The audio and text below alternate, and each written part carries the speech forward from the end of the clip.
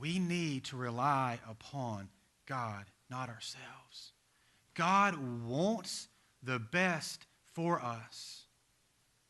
But oftentimes we think we know best.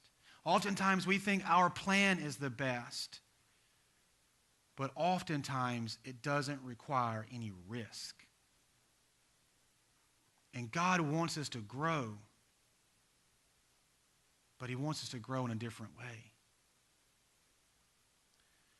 And I think Mark Batterson says it best in his book, Chase the Lion, when he says, in God's book, success is spelled stewardship.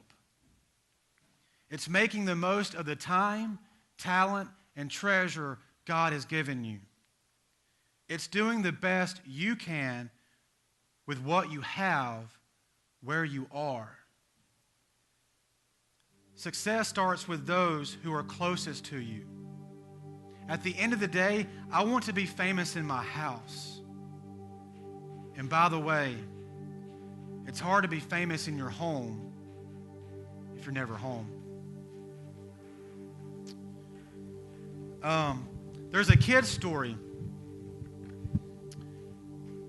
where the kid believed that everything that he put in his bucket, he would become.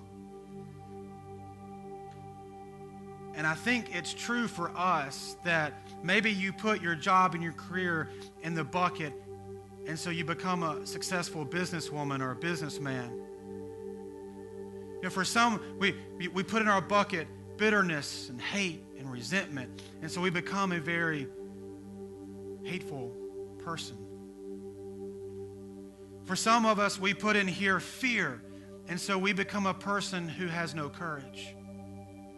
For some of us, we put greed and envy and jealousy and pride, and so we become a person who doesn't rely upon God but ourselves. My challenge for myself and for all of us today is that we would put in our bucket availability, obedience, flexibility, so that we can and only rely upon God, not ourselves.